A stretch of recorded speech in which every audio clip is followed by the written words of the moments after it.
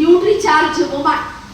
இப்போ வந்து நிறைய ஸ்கூல்ல இங்க எல்லாம் நீங்க கேளுங்க, நிறைய ஸ்கூல்ல அனிமிக் டெஸ்ட் நடத்திட்டு இருக்கு. Anaemic test means haemoglobin test. பசங்கள் எல்லாம் நம்ம அடாலசன்ட் ஸ்டேஜ்ல 8th standard 9th standard 10th standard முதல்ல +2 வரை நிறைய லேடி கேர்ள்ஸ் இருக்குது இல்லையா, அவங்க எல்லாம் பிளட் டெஸ்ட் அவங்க எல்லாம் எடுத்தாச்சு. அதுல வந்து ஹீமோகுளோபின் லெவல்ல ரொம்ப கம்மி.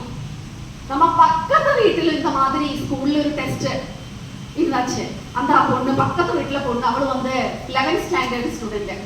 என்கிட்ட கேட்டாச்சு, நான் தான் ஃபர்ஸ்ட் ஸ்கூல்ல ஃபர்ஸ்ட் ஹீமோகுளோபின்ல நான் தான் ஃபர்ஸ்ட் என்கிட்ட சொல்லியாச்சு. அப்ப நான் கேட்டாச்சு, ஓகே சொல்லிருக்கோம் ஹீமோகுளோபின் லெவல் எவ்வளவு இருக்கு. அப்ப அவளை என்கிட்ட சொல்லியாச்சு, அவளோட ஹீமோகுளோபின் லெவல் HP லெவல் வந்து 10. ஒரு லேடிக்கு எவ்வளவு வேணும், ஒரு பொண்ணுக்கு எவ்வளவு வேணும் தெரியுமா? 12 முதல் 16 வரை வேணும். ஆனா இந்த கிட்ட டாப் 50 பசங்கள்ல ஸ்கூல்ல இந்த கேர்ள் வந்து டாப் 10. அப்ப பாக்கி எல்லாம் எவ்வளவு எங்க போயிடுச்சு? 9, 8, 7 இந்த மாதிரி. அசம்பிளியில நிக்குதுக்கு இது இல்ல, ஹெல்த் இல்ல, அன்கான்ஷியஸா வீட்டு இருக்கு. இது எல்லாமே கவர்மெண்ட் பார்த்து அதனால இப்ப ஃப்ரீ அனிமிக் டெஸ்ட் வந்து நிறைய ஸ்கூல்ல சாம்பிள் டெஸ்டிங் நடக்குது. ஏன் ரீசன்? அனிமிக் ஆயிருக்குது, நிறைய கேர்ள்ஸ் அனிமிக் ஆயிட்டு இருக்குது. இப்ப ஹரி அவனோட கைனகாலஜி டிபார்ட்மெண்ட்ல அவனுக்கு அந்த MBBS டைம்ல டியூட்டி கிடைச்சாச்சு 2 months. அப்ப அவன் சொல்லிச்சு, அம்மா that was the toughest department. இவ்வளவு டஃப் தெரியுமா?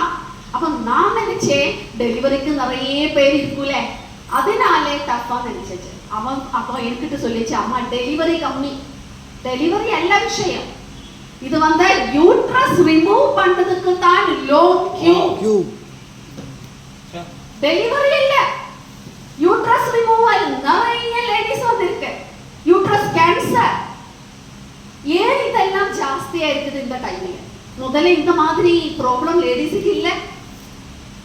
அனிமிக் ஸ்டார்ட் ஆயிடுச்சு. நம்ம என்னதான் சாப்பிடுறது நமக்கே தெரியாது. இப்போ இங்கே சாரு சொல்லியாச்சு, லேடிஸ் டிவி சாப்பிடு, சீரியல் பார்த்துட்டே இருக்கும், சாப்பிடாது. சார் லேடிஸ் சாப்பிட்டுட்டே இருக்கும், ஆனா என்ன சாப்பிடுது, அதுல என்ன இருக்குது அது தெரியாது. நானும் முதல்ல இந்த நியூட்ரி சார்ஜ் லான்ச் பண்ண டைம்ல சாருக்கிட்ட சொல்லியாச்சு, எனக்கு இது வேண்டாம், நான் வந்து நல்லா சாதம் சாப்பிடும், சாம்பார் கூட்டி நல்ல ரசம் கூட்டி நல்ல சாதம் சாப்பிடும், நிறைய நியூட்ரியன்ஸ் என்னோட பாடியில் இருக்க, வேண்டாம் இந்த மாதிரி ஒன்றும் எனக்கு வேண்டாம் சொல்லியாச்சு. அப்போ அவங்க எனக்கு சொல்லியாச்சு HB டெஸ்ட் பண்ண. அந்த டைம்ல நான் HB டெஸ்ட் பண்ணியாச்சு. என்னோட ஹீமோகுளோபின் வந்து அந்த டைம்ல 9. நான் சாருக்கிட்ட என்ன சொல்லியாச்சு, நான் வந்து எல்லாமே காலை இட்லி, மார்னிங் லஞ்சு நல்ல சாதம் கூட்டி சாம்பார் கூட்டி நல்லா சாப்பிடுவேன். நைட்ல இட்லி இல்லைன்னா தோசை இல்லைன்னா சப்பாத்தி அந்த மாதிரி சாப்பிடும். நியூட்ரியன்ஸ் நிறைய இருக்குது, வேண்டாம். ஆனா ஹீமோகுளோபின் லெவல் டெஸ்ட் பண்ணியப்போ 9 இருக்கு, ஹெல்த்தியே இல்லை. அதனால இதெல்லாம் சாப்பிட்டு என்னோட பீரியட்ஸ் ரெகுலர் ஆயிடுச்சு, என்னோட HP ஹீமோகுளோபின் லெவல் ஜாஸ்தி ஆயிடுச்சு, அந்த டயர்ட்னஸ் இல்லை. இப்ப பாருங்க எவ்வளோ டிஸ்டன்ஸ் நான் டிராவல் பண்ணி இங்க வந்து, எவ்வளோ கேரளாவுன்னு கார்ல. என்னோட ஏஜ் நான் சொல்ல மாட்டேன், இந்த மாதிரி பெரிய பையன் 25 வயதுல பையன் எனக்கு இருக்கு.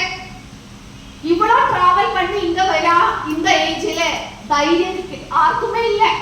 ஆனா அந்த தைரியம் ஆறு கொடுக்கும், அந்த ஸ்ட்ரென்த் யாரு கொடுக்கும்? Nutri charge plus RCM use 100.